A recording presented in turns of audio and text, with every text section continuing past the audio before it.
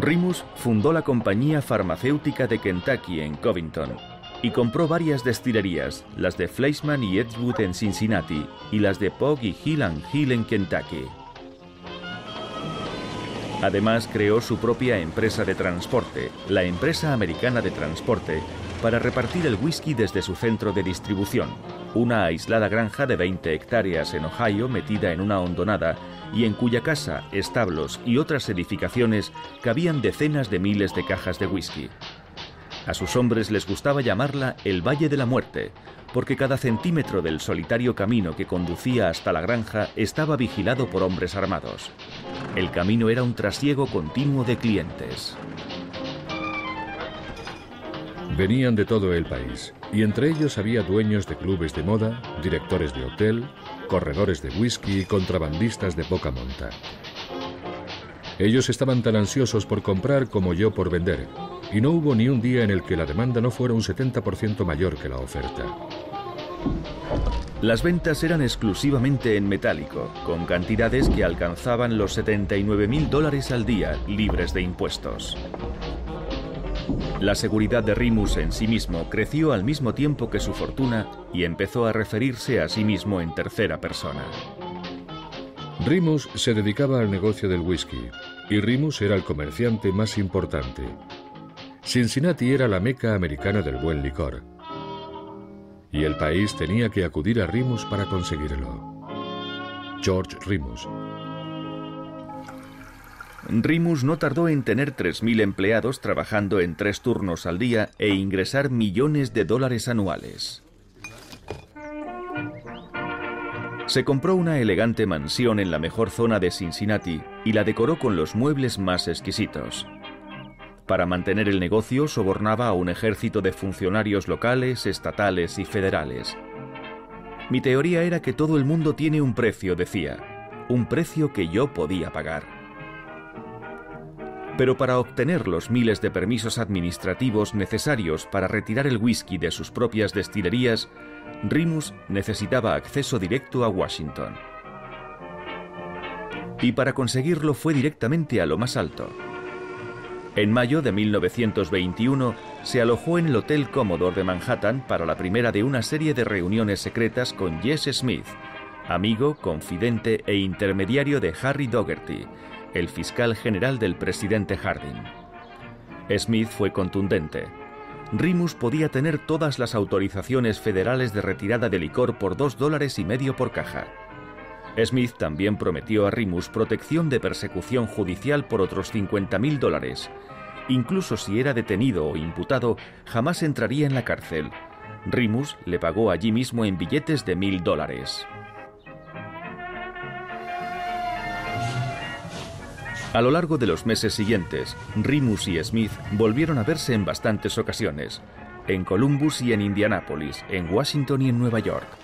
Más adelante, Remus aseguraría que le había entregado en total más de $250.000 en sobornos.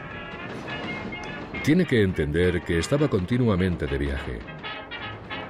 Un día estaba en Nueva York abriendo una nueva compañía farmacéutica, hablando con ciertos caballeros, si se les puede llamar así, sobre asuntos referentes al desarrollo de nuestras actividades empresariales sin interferencia de la ley. En los viajes en tren de una ciudad a otra, estudiaba las nuevas regulaciones de la prohibición y diseñaba la forma de eludirlas en cuanto entraban en vigor. Me disculpará si digo que era una vida muy intensa.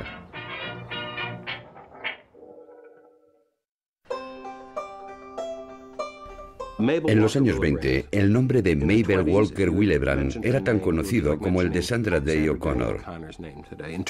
Era sin duda, exceptuando las artistas de cine, la mujer más famosa del país. Era una mujer muy seria, con mucho tesón y muy honrada, a la que se le encargó ocuparse de hacer cumplir la ley. Y eso fue lo que se propuso hacer. Cuando en agosto de 1921 el presidente Harding nombró a Mabel Walker Willebrand ayudante del fiscal general de los Estados Unidos con el encargo de hacer cumplir la ley seca, no parecía la mejor decisión. Era una joven abogada, acababa de cumplir 32 años, recordaba ella misma. demasiado joven para las responsabilidades que acababan de recaer sobre mí. Pero la vida ya le había enseñado lo que se podía conseguir con mucho trabajo e ideas propias. Mabel nació en una casa de adobe de las praderas de Kansas. Sus primeros recuerdos eran del carromato cubierto en el que ella y sus padres iban de una granja fracasada o aventura comercial frustrada a la siguiente. Hasta los 13 años estudió en casa. Después fue expulsada de un colegio presbiteriano por cuestionar la doctrina de la Virgen Madre. Se hizo profesora y se casó con el director del colegio donde impartía clases. Además de cuidar a su madre viuda, trabajó para pagar su carrera de derecho y la de su marido, y cuando éste pareció no estar dispuesto a asumir con ella sus obligaciones, se separó de él. Empezó a trabajar como abogada en Los Ángeles, donde defendió a más de 2000 prostitutas en un juzgado municipal de delitos menores y donde logró que los clientes fueran obligados también a aparecer ante el juez. Abrió un bufete que pronto llamó la atención de los líderes progresistas republicanos de California, que presionaron al presidente Harding para que la pusiera al cargo de los casos relacionados con el alcohol. Nadie quería el puesto, recordaba un amigo suyo. No tenía ninguna ventaja política, así que, cómo no, se lo dieron a Mabel. Willebrand no fue nunca miembro de la Unión de Mujeres por la Templanza Cristiana, ni tampoco había votado a favor de la ley seca. Incluso le gustaba disfrutar de una copa de vez en cuando, hasta que entró en el Departamento de Justicia y automáticamente se hizo abstemia. Para ella, la ley era la ley. Y había algo más. Toda mi vida he tenido una extraña sensación contra la que a menudo he luchado. Algo que parecía decirme: estás destinada a entrar en una crisis en algún momento, como instrumento de Dios. No sé si se refiere a un peligro o a una desgracia, o a algo que me cause dolor de corazón, pero siempre está ahí. Willebrand, en aquel momento la mujer de más alto rango del gobierno norteamericano, no se hacía ilusiones.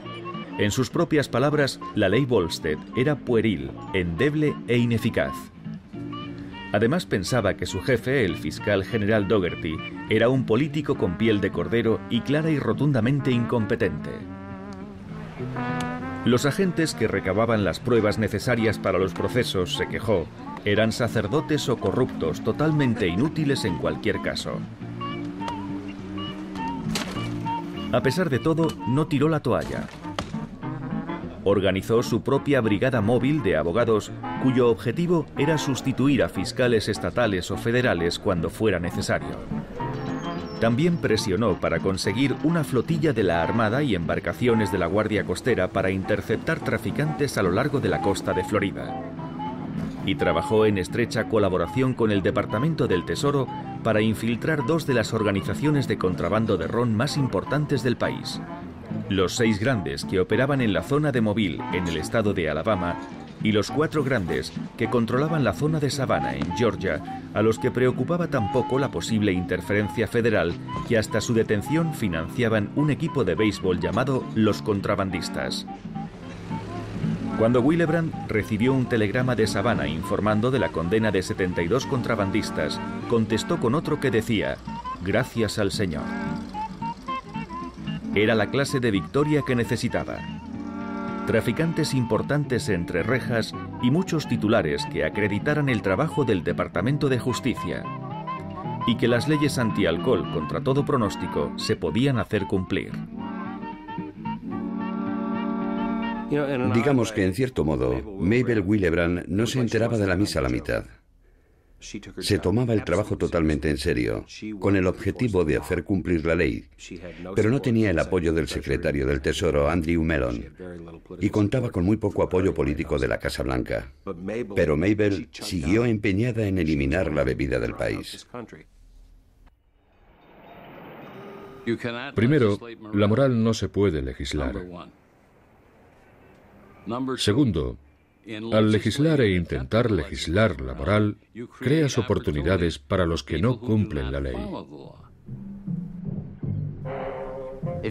Si eras un matón, un carterista, un ladrón o un especialista en abrir cajas fuertes, sacabas algo de dinero aquí y allá, con mucho riesgo, pero nunca te ibas a hacer rico. De repente llega la ley seca y puedes seguir haciendo lo mismo que antes. Llevar mercancía ilegal de un sitio a otro. Abastecer a alguien de mercancía ilegal, pero ganando una fortuna. Y cuando empiezan a ganar tanto dinero, tienen poder. Y tienen dinero para comprar a políticos, lo que significa que pueden ganar aún más dinero. La ley seca fue lo mejor que podía haberles ocurrido a los delincuentes.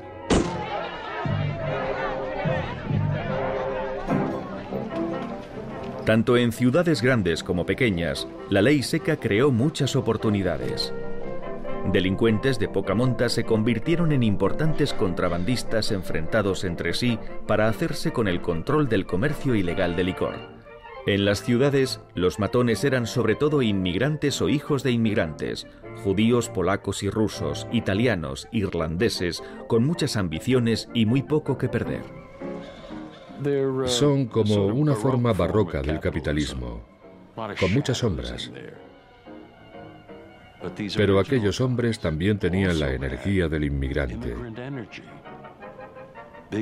Las clases dirigentes los habían despreciado. Y ellos decidieron hacerlo a su manera. Y así lo hicieron. Una mafia judía controlaba Filadelfia, Newark y partes importantes de Nueva York. En Detroit, la denominada Banda Morada era una de las más crueles. Dos parejas de hermanos, Joe y Vinnie Bernstein, y Harry y Louise Fleischer, dirigían la Banda Morada de Detroit. Charles, el rey Solomon, controlaba el negocio en Nueva Inglaterra. En Filadelfia, el jefe era un representante de boxeadores, Max Bubu Hoff. Vito de Giorgio tenía la última palabra en Los Ángeles, hasta su asesinato cuando su segundo de a bordo, Rosario Di Simone, ocupó su puesto.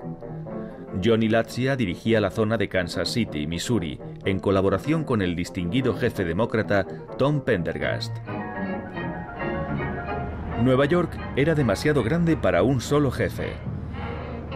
Aunque algunos como Arnold Rothstein, Lucky Luciano, Dutch Schultz y Frank Costello intentaron hacerse con el control, librando una guerra de mafias que duró 12 años y se cobró cientos de vidas.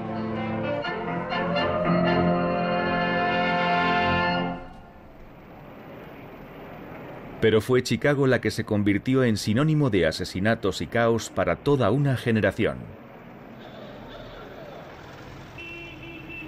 Una cálida noche de agosto de 1922, la policía de Chicago detuvo a un joven borracho por sacar una pistola tras un accidente de tráfico.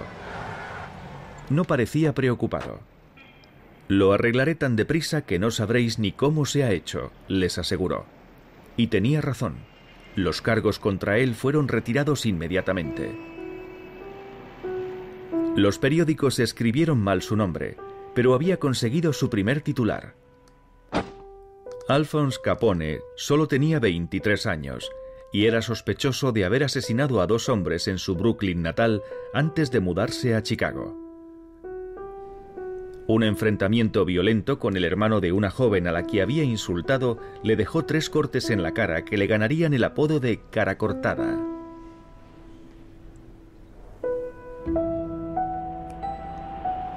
Al Capone se había convertido en el principal ejecutor de Johnny Torrio, jefe del vicio en Chicago. Torrio enseguida vio cómo rentabilizar la prohibición y ahora presidía una insólita federación de jefes mafiosos de la ciudad.